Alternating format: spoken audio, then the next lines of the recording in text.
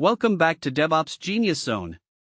Today we are covering kubectl commands every Kubernetes engineer must know, and if you are working in DevOps or trying to break into the field, especially in the US job market, this is exactly the kind of knowledge that separates candidates who get callbacks from those who do not. Whether you are completely new to this or you are looking to go deeper, stay with me because the last section covers real-world production details that most tutorials never talk about. Here is what we are going to cover today. We will start with why kubectl commands every Kubernetes engineer must know is so important in 2025 and what problem it actually solves. Then we will go deep into the core concepts, how it works under the hood, how to get started correctly, the best practices used at companies like Google, Netflix, and Amazon, the most common mistakes engineers make, and a real production example showing the actual business impact. Let us get into it. Section 1: Why kubectl commands every Kubernetes engineer must know matters in the US job market right now. Kubernetes is the container orchestration platform running at virtually every major US tech company. CKA and CKAD certifications are among the highest paying in the DevOps field. According to job market data, roles requiring kubectl commands every Kubernetes engineer must know skills have seen significant growth in postings year over year. Engineers with hands-on production experience with this technology consistently command salaries 15 to 25% higher than their peers. If you are targeting roles at US tech companies, FAANG, startups, or enterprises, this is not optional knowledge anymore. It is table stakes. And if you already have some experience with it, this video is going to help you understand it the way a senior engineer does, which is exactly what US hiring managers are screening for. Section 2: The core concept explained simply. At its heart, kubectl commands every Kubernetes engineer must know exists to solve a specific problem. How do you build and operate software systems that are fast, reliable, and consistent at scale? The traditional approach relied on manual work, tribal knowledge, and heroics from individual engineers. That approach breaks down as teams grow and systems become more complex. The key mental model is desired state management. Instead of telling your system what steps to take, you declare what you want the end state to look like. The tooling figures out how to get there. This declarative approach is fundamentally more scalable and more reliable than manual step-by-step processes. The other critical concept is idempotency. Running the same operation multiple times produces the same result every time. This is what makes automation trustworthy. You can run your pipeline 100 times and get a consistent, predictable outcome. This is what enables the continuous delivery practices that US tech companies depend on. Section 3: How it works under the hood. Understanding the internals of kubectl commands every Kubernetes engineer must know is what separates engineers who can follow a tutorial from engineers who can diagnose issues, make architectural decisions, and lead technical discussions with confidence.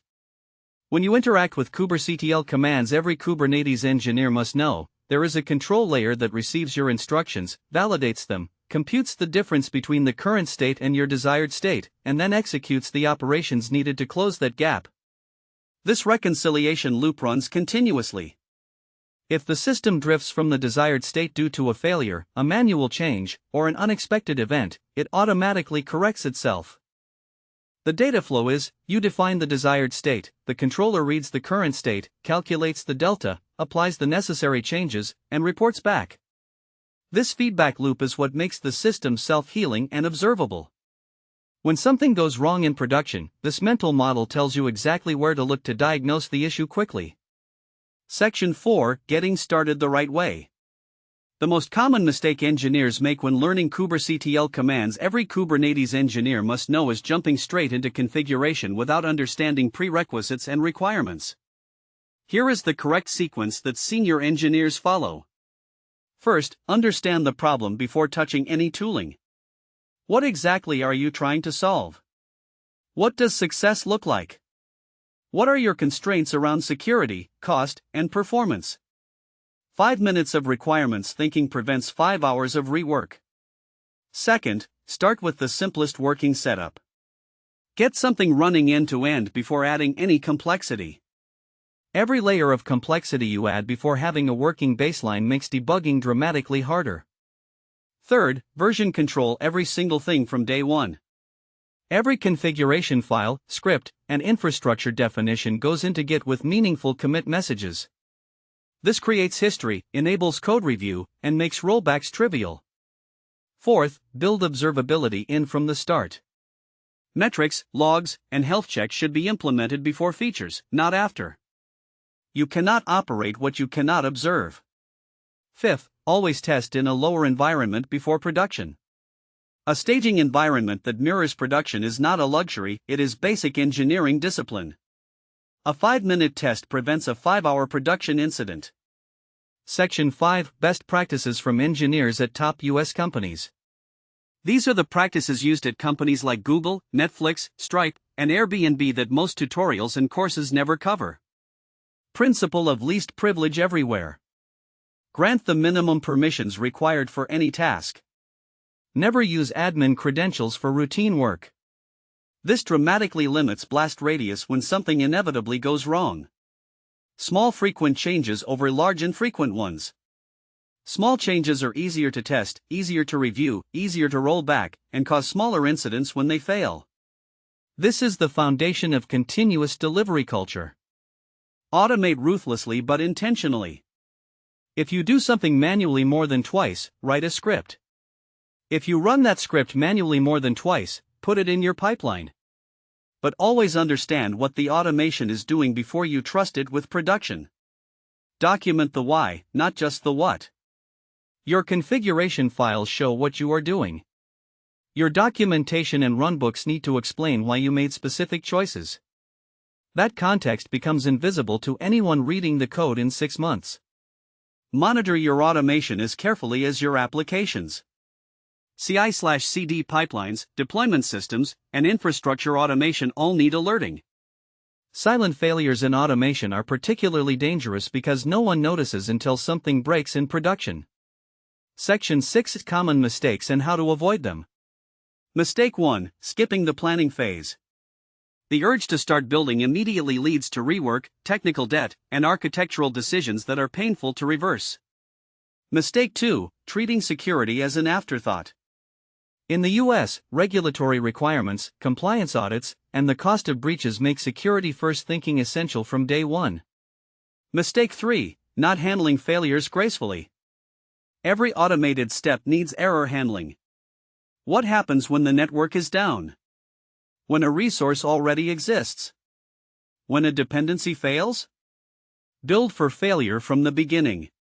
Mistake 4, over-engineering before you have real requirements. Build the simplest thing that solves the problem. Complexity should be earned through demonstrated need, not anticipated in advance. Mistake 5, not testing your automation. Automation code needs tests just like application code. Untested automation is a liability in production. A real-world production example. Let me give you a concrete scenario from the US enterprise world. A company with 15 microservices was spending 4 hours per week on manual deployments, experiencing environment inconsistencies between development and production, and losing an average of 45 minutes per incident trying to determine which change caused the problem. After properly implementing kubectl commands, every Kubernetes engineer must know following exactly the principles we covered today, manual deployment time dropped to 0. Environment consistency issues were eliminated because everything was defined as code in version control. Mean time to resolution during incidents dropped by 65% because every change was tracked, auditable, and instantly reversible. That team went from reacting to problems to preventing them. That is the real value of mastering kubectl commands every Kubernetes engineer must know.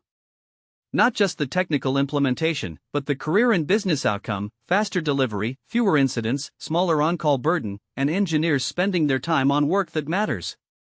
To summarize, kubectl commands every Kubernetes engineer must know is critical in the 2025 US DevOps job market.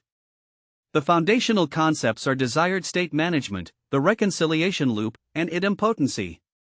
Start right by understanding requirements before touching configuration, and version control everything. Follow the best practices around least privilege, small changes, automation, and documentation. Avoid the common mistakes of skipping planning, ignoring security, and not handling failures. If this video helped you, please smash the like button. It helps DevOps Genius Zone reach more engineers in the US who are working to level up their skills and their careers. Subscribe so you do not miss a single video. We publish brand new in-depth DevOps content every day. Drop your questions in the comments. I personally read and respond to all of them. See you tomorrow.